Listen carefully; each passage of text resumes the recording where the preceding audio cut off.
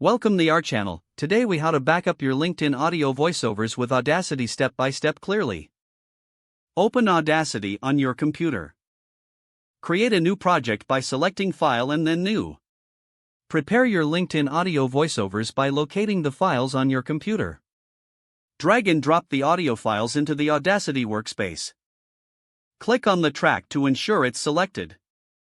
Listen to the audio to verify everything is in order. To enhance audio quality, select the entire track by pressing Ctrl+A or Command+A on Mac. Go to the Effect menu and choose Noise Reduction to remove any background noise. Follow the prompts to analyze and reduce noise.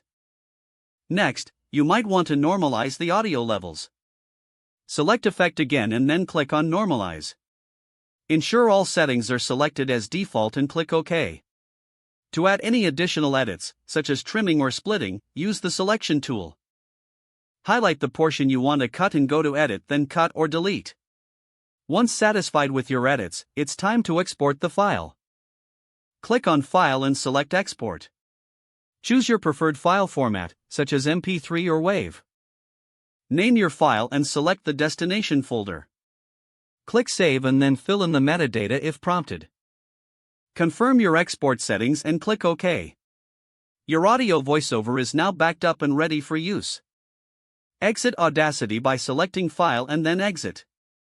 Make sure to check the destination folder for your saved file. If the page does not load, refresh the browser or try again in a private or incognito window. Make sure you are using the correct email address, then retype it carefully to avoid small typos. If your password is not accepted, use the Reset option and create a new strong password you can remember. Check your spam folder for verification or security emails, then complete any requested confirmation steps. Enable two-factor authentication if available to improve account security and reduce unauthorized access risk. After signing in, review your profile details so your contact information and settings are accurate and current. If you see an error message, note it down and try again after restarting your device and internet connection. Log out when you finish, especially on shared devices, to keep your account and payment information secure. If the page does not load, refresh the browser or try again in a private or incognito window. Make sure you are using the correct email address, then retype it carefully to avoid small typos. If your password is not accepted, use the Reset option and create a new strong password you can remember. Check your spam folder for verification or security emails, then complete any requested confirmation steps.